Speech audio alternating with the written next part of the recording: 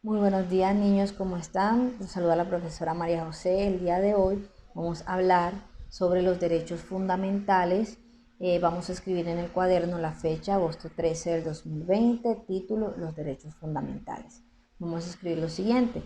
Se reconocen como derechos fundamentales aquellos que son necesarios para que la persona humana cuente con una vida digna. Se trata entonces de garantías individuales que tienen todas las personas sin distinción, ya que son inherentes a su condición humana: la vida, la libertad, la seguridad, asilo, libertad de expresión. Se lo escriben en el cuaderno. Y vamos a empezar a hablar sobre que estos derechos, los derechos fundamentales nos van a servir para llevar una vida digna, una buena calidad de vida y que no se nos vulneren más adelante. Entonces vamos a empezar con el derecho a la vida. Todas las personas tienen derecho a una vida digna y feliz.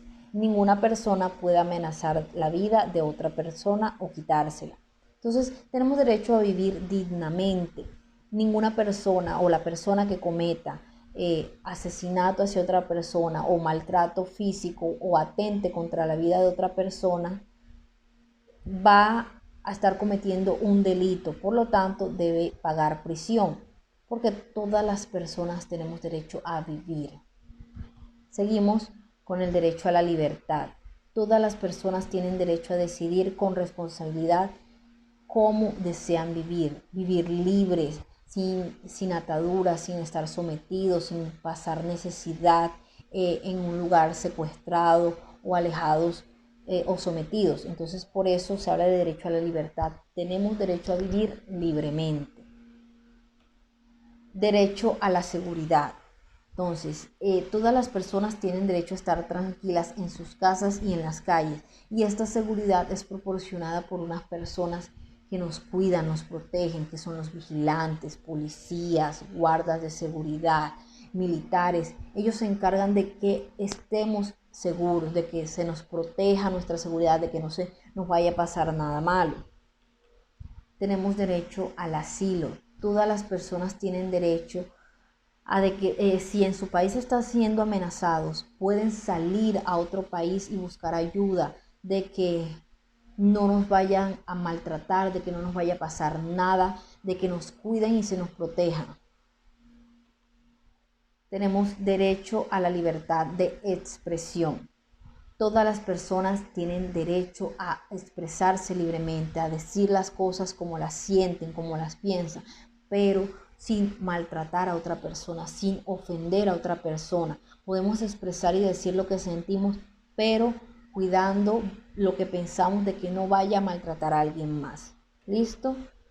Vamos a hablar algo muy importante que son las características, y esto quiero que la escriban en su cuaderno, que es importante tener lo que son los derechos, las características de los derechos humanos. Primero, indivisibles, interdependientes, inherentes, inalienables y universales. Son 5 características importantes y que no se nos pueden olvidar.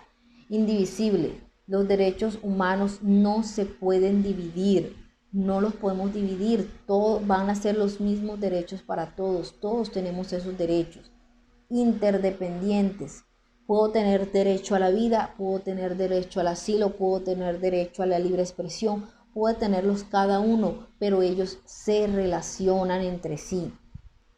Inherentes, tenemos estos derechos desde que nacemos, desde que tenemos vida tenemos derechos, tenemos todos los mismos derechos desde nacer. Inalienables, que los derechos no los podemos cambiar, no podemos renunciar a ellos. No puedo decir ahora, no quiero el derecho a la vida. Todos tenemos derechos, todos tenemos y no los podemos renunciar a ellos.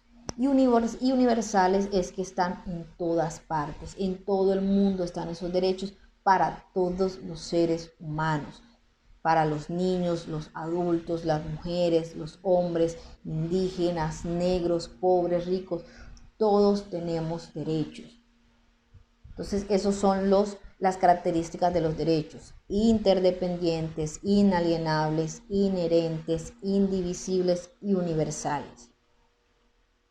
Estos derechos se clasifican según la generación, entonces vamos a hablar de los derechos de primera generación.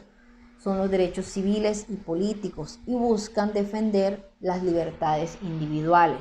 quiere decir que la primera generación va a hablar siempre de los derechos individuales, de los que me pertenecen a mí solamente, son el derecho propio, solamente tienen que ver conmigo, por eso se habla de derecho individual. Cuando decimos de primera generación son derechos individuales.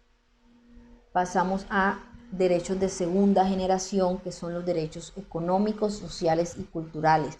Y estos buscan fomentar igualdad entre los ciudadanos. Entonces, cuando hablamos de derechos de segunda generación, son los derechos de la comunidad, a toda la comunidad a la que yo pertenezco, que buscan que no se vulneren sus derechos, que son educación, salud, el trabajo.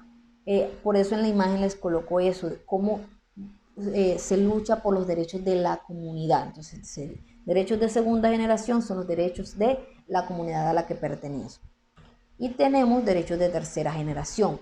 Son los derechos de solidaridad que buscan fomentar la cordialidad y la cooperación entre las personas y proteger los pueblos. Entonces, aquí estos derechos ayudan a proteger a las minorías étnicas y religiosas, a los pueblos indígenas, a la población vulnerable. Por eso, cuando hablamos de derechos de tercera generación, hablamos de derechos de solidaridad, de ayudar a las personas, de ayudar a la comunidad. Hablamos de derecho a la paz, a un ambiente sano, a vivir de buena manera, pero sobre todo de solidaridad.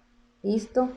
Tenemos la actividad de aprendizaje de la página 141, van a escribirla en el cuaderno. ¿Listo?